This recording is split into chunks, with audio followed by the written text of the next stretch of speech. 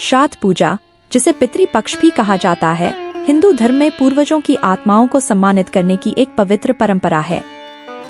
हर साल भाद्रपद माह की पूर्णिमा से अमावस्या तक यह समय उन पूर्वजों के प्रति श्रद्धा व्यक्त करने का होता है जिन्होंने हमारे लिए विरासत छोड़ी है।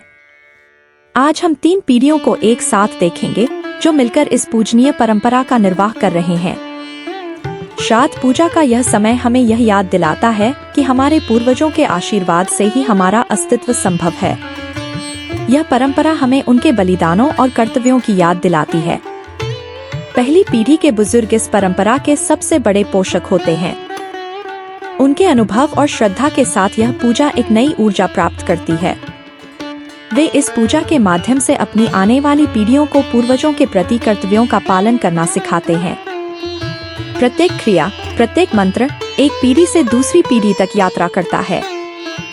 दूसरी पीढ़ी के माता पिता अपने बुजुर्गों से सीखी हुई परंपराओं को संजोए हुए हैं और इसे अपनी संतान को सिखा रहे हैं।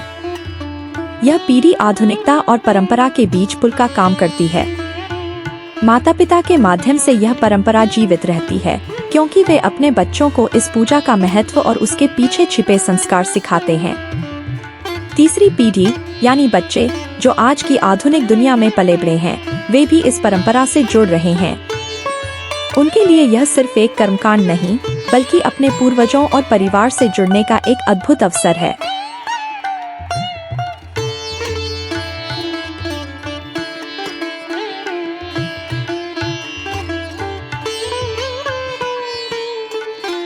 यह तीसरी पीढ़ी है जो भविष्य में इस परंपरा को जीवित रखेगी और यह धरोहर एक दिन उनके माध्यम से आगे बढ़ेगी।